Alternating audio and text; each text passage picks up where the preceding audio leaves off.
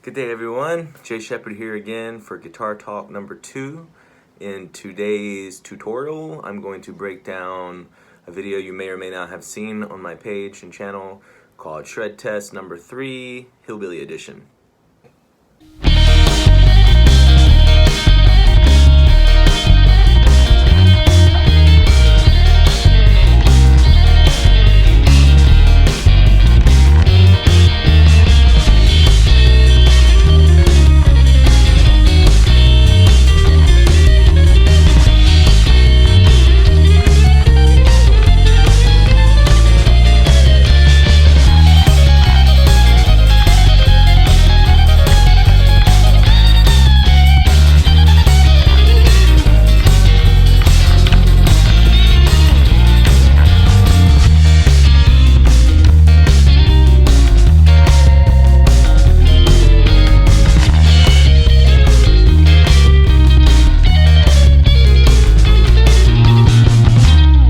In this tutorial, we're going to break down not only the lead part, but the rhythm part, phrase by phrase, section by section, and discuss playing over the changes, marking the chords. So you're playing melodically, the chords can be heard and implied through your solo, even if there was no rhythm. Let's get started. First, let's just look at the chords, the form, the chart. Basically, we have an A section, a B section, a C section, and then kind of like an altered A with a tag at the end. So let's listen to the rhythm track first, soloed 20% below the original tempo.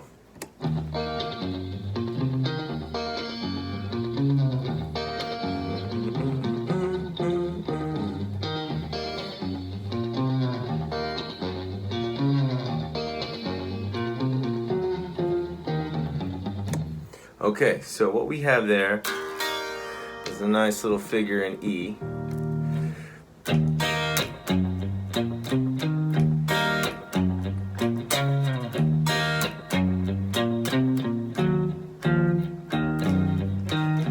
Now let's take a look at the B section. The B section is basically A7 to a C7 to an E7 with a 2-5 tag at the end being F sharp dominant and B dominant. Walk into the A each time.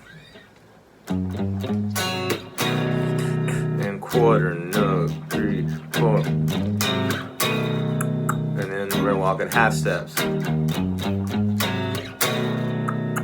quarter note, 2-5. Now the C section is just E7 to A7 back and forth, ending in a 2-5-1 tag. Let's hear what that sounds like by itself. Oh.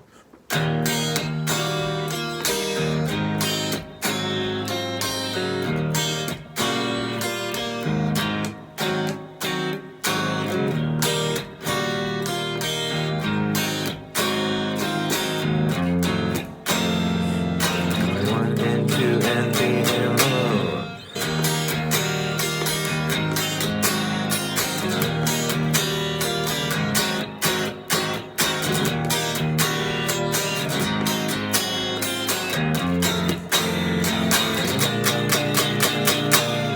What we have in the fourth section, which is a verse reprise, the only thing different between this verse and the first verse is that we put a 5-chord tag at the end.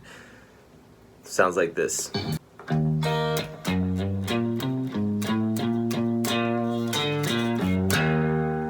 Little Johnny Cash lick from Folsom. Alright, there's our rhythm track. Now let's hear the rhythm track at full tempo.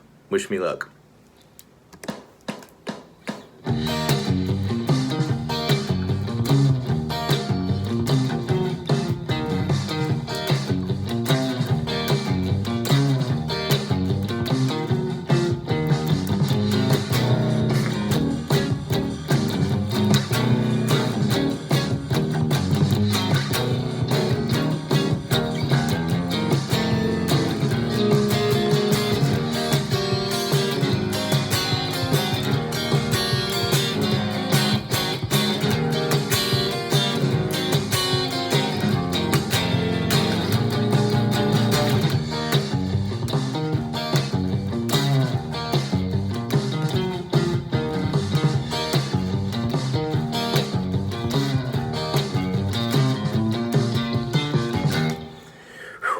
Now let's hear the guitar solo track isolated.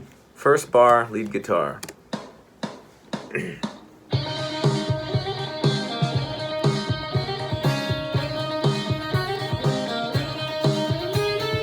So the first phrase.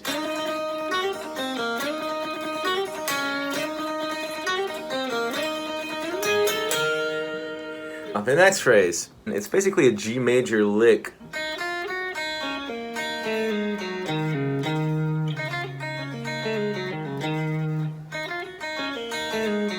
So you have a pull off and you have a slide. The second time, a slight variation on the ending.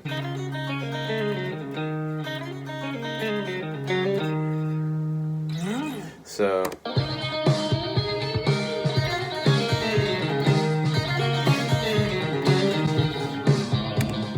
the last one, I pull a little bit out of the Stevie Ray Vaughan bag. Let's check that out.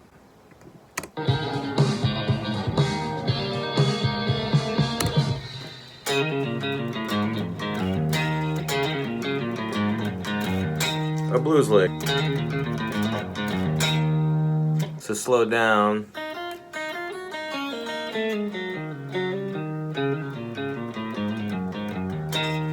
Let's hear that a little bit slower.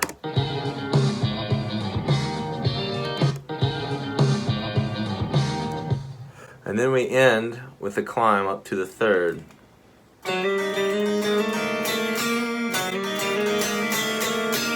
And I'm utilizing both the open B and the open E strings. Let's look at that whole first 8-bar phrase of the solo. All over E7. 1, 2, 3, 4.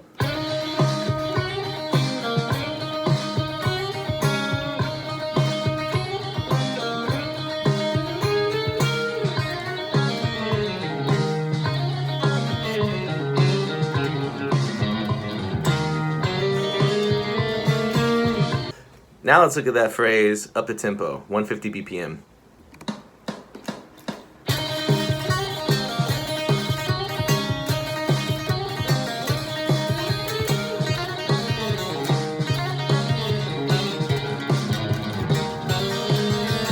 Moving on to the next 6 bars, which was our B section.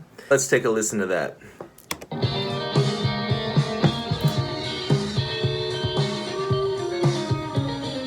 A, C, E, A, F sharp, B. Kind of use the top of this section to catch those A7, C7 hits as a breather, even though it's very brief, but I'm playing.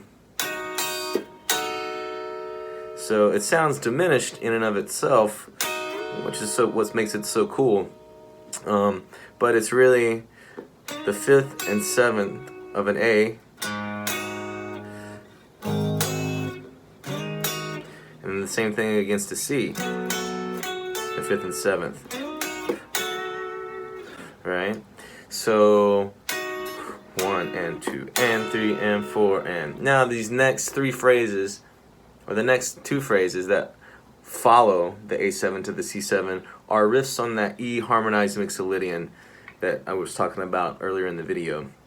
The first one is just a walk down from the E, and I'm hybrid picking from the G to the E string, middle finger.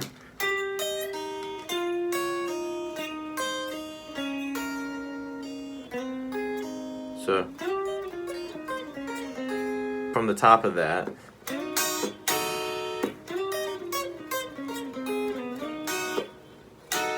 and actually on the second time I mark that A7 to C7, I add a D note just for a slight change. It creates kind of like an A7 sus4, the D still in our E7 mixolydian, and it's the 9 of the C chord coming up, so it kind of leaves that note in your ear against that C. Next phrase between those is a little bit simpler, back and forth between an E and a D shape.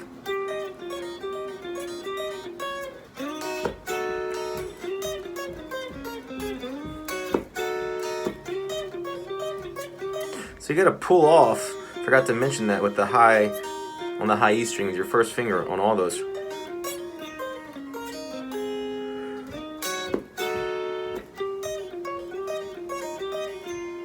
Next phrase repeats, third A7 to C7 with the high E ringing on top the whole time. Forgot to mention that. And now we are going to climb from E with a little bit of chromaticism.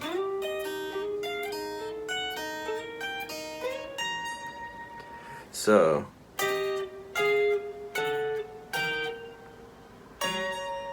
right, with the pull-offs to our F sharp, secondary dominant chord. Same riff, same pattern, just moved up a whole step.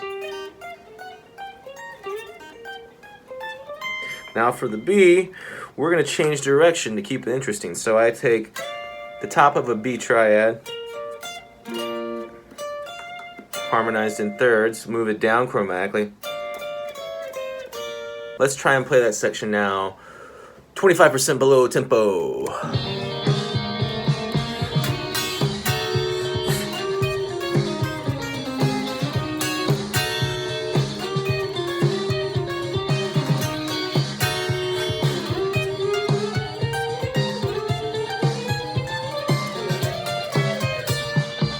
Now let's try that section up to tempo.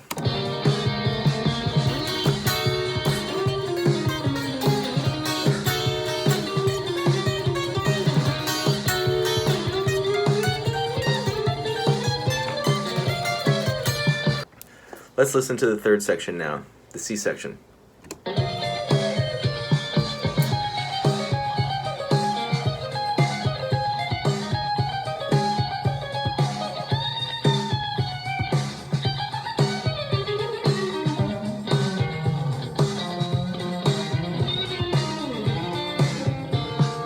So a lot of repetitive phrases in that.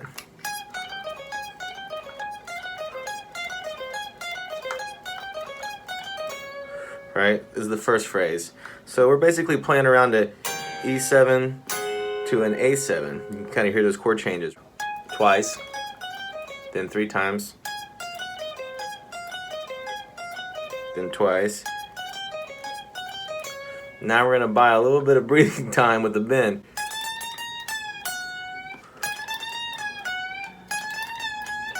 Right, there's a million variations on how you could play that, and all of them are totally acceptable to me.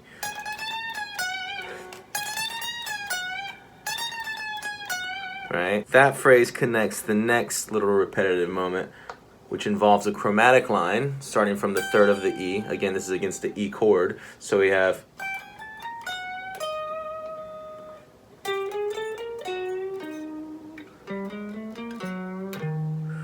right, so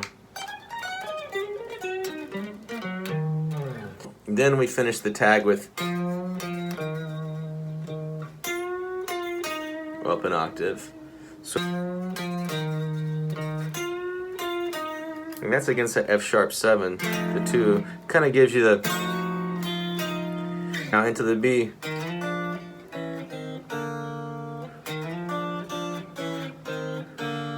So that goes back to just moving this lick down an octave. Let's listen to that.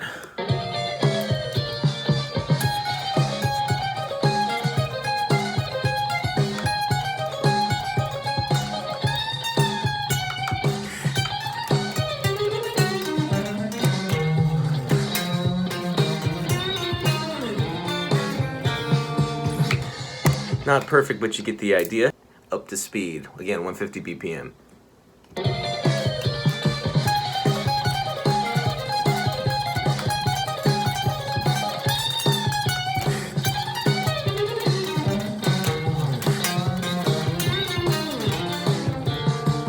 Now we're almost home free, and we have this kind of release section back into the verse feel because we've played a million notes at this point, and it's time to give it a little break into a flourish at the end. So let's give it a listen. Again, down tempo.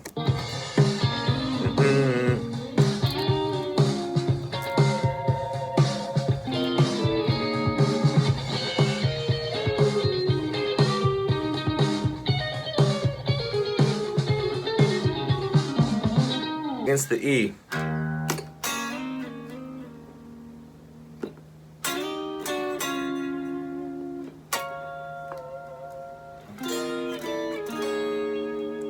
Let's look at the last part of that phrase. This is the flourish.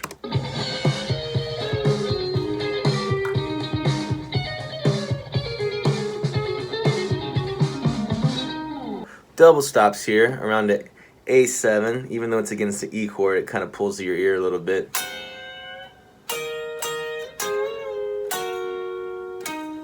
Three, four, one.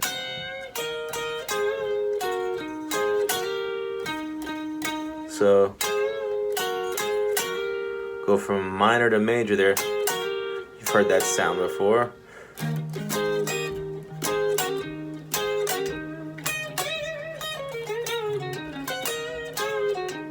So just pulling a little bit of Chuck Berry.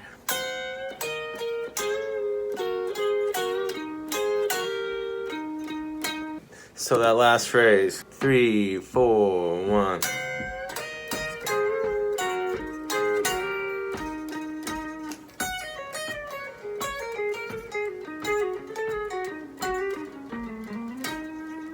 That last bit's a little tricky. It's almost like a ghost note, slower.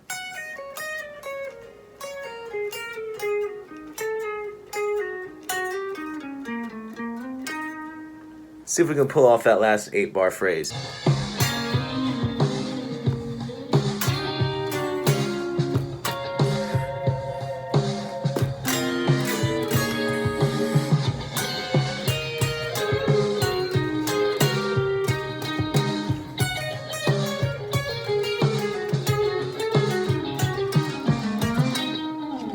Now let's check out that last phrase up the tempo.